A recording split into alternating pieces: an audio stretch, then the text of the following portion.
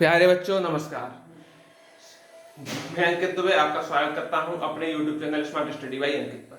यह क्लास है पॉलिटी की, जिसमें हम चल रहे हैं यूपी ट्रिपल एससी पेट की पॉलिटी को लेकर।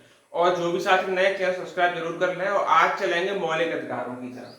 आज का चैप्टर होगा तो बेटा होगा मौलिक अधिकार, जिसको बोलते हैं फंडामेंटल राइट।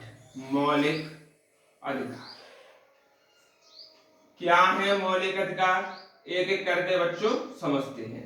पहली चीज समझ लेते हैं कि यह जो है संविधान के भाग 3 में, संविधान के भाग किसमें? 3 में, ठीक, अनुच्छेद 12 से 35 तक है।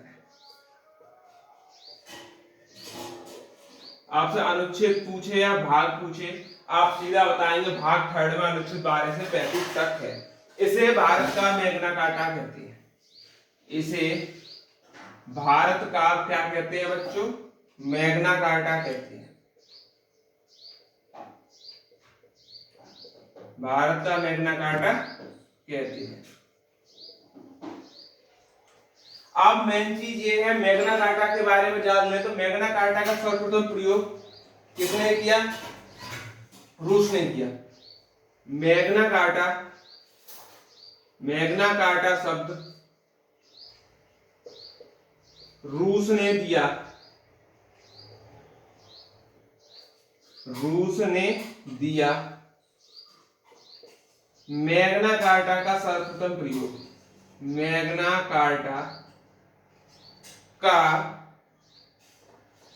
सर्वप्रथम प्रयोग किसने किया? आप बोलेंगे ब्रिटेन ने किया। ये तो बात हो गई मैग्ना कार्टा की। फंडामेंटल राइट को मौलिक अधिकार बोलते हैं। तो मौलिक अधिकार न लिख के हम एफ और आर लिख देंगे। एफ आर को आप सबसे पहले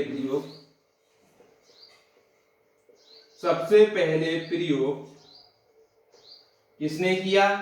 अमेरिका ने किया। अमेरिका ने किया। ये अमेरिका से लिए गए हैं, ठीक, ये अमेरिका से लिए गए हैं। अमेरिका के संविधान से, अमेरिका से लिए गए। ये तो सिंपल बात है जो आज के टाइम में हर बच्चे को मालूम होनी चाहिए कि मौलिक अधिकार क्या है और यूज उसका कैसे करते हैं। अब हम चलते हैं नेक्स्ट पेज से, लिखेंगे कि ये क्या है। ये बाध्य योग्य है या अबाध्य योग्य है। अब आप समझेंगे बाध्य योग्य अबाध्य योग्य का मतलब क्या है। तो देखिए ये बाध्य योग्य है। कैसे है?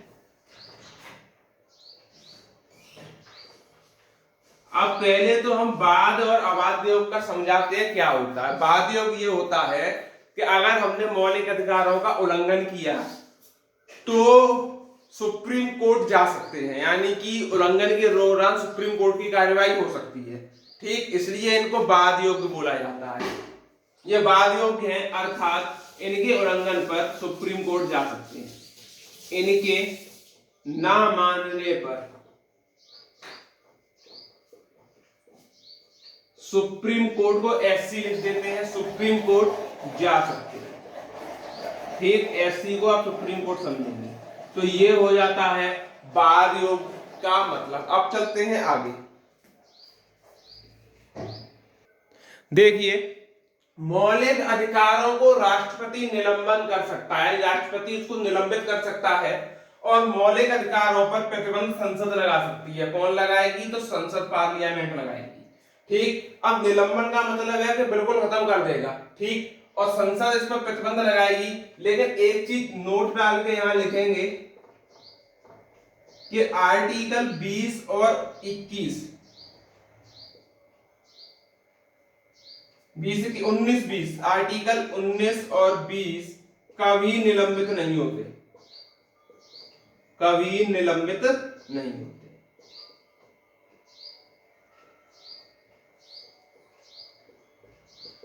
अब देखिए प्रारंभ में हमारे पास 7 मूल अधिकार थे, लेकिन संपत्ति के अधिकार को 300वें संविधान संशोधन, वो 44 संविधान संशोधन होता है, उसके द्वारा 30A आर्टिकल में, 300A आर्टिकल में उसको भेज दिया जाता है। कैसे? देखिए, प्रारंभ में मूल अधिकार कितने थे? फंडामेंटल राइट 7 थे, ठीक है। बाद में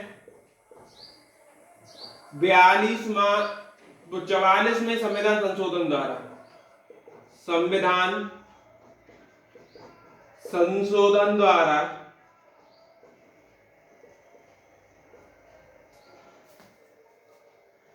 द्वारा संपत्ति के अधिकार को हटा दिया गया। ये याद रखेंगे, संपत्ति के अधिकार को हटा दिया गया।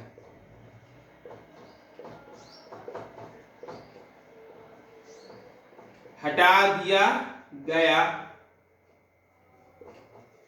अब यह अधिकार विविध अधिकार बन गया, विविध अधिकार बन गया। ये आप लोग याद रखेंगे। और अनुच्छेद किसमें पहुंच गया? तो 300 का ए अनुच्छेद, ये में पहुंच गया संपत्ति का। अब 6 कौन कौन सी हैं, उन पर हम एक बार ये डिस्कस करते चलते हैं। देखिए, अब हमारे पास जो है अधिकार वो 6 हैं। पहला है समता या समानता का अधिकार। जो आर्टिकल की बात करें तो आप बोलेंगे 14 से 18 तक है। कितना? 14 से 18 तक समता समानता का अधिकार है।